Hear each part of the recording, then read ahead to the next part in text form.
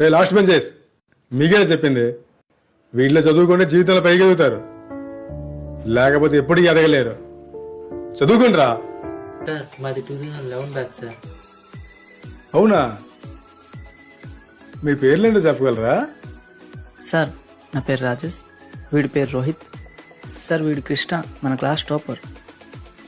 ఆ, కృష్ణ, ఎలాగున్నావు బాబా? ఇప్పుడు ఏం చేస్తున్నావు? బాగానే ఉన్నా సార్. అవునా? అంతలా కష్టపడి చదివి కారు గేరదులో వర్క్ చేయడం ఏంట్రా? నాకేం అర్థం కావట్లేదు అసలు. ఏమైంది అసలు?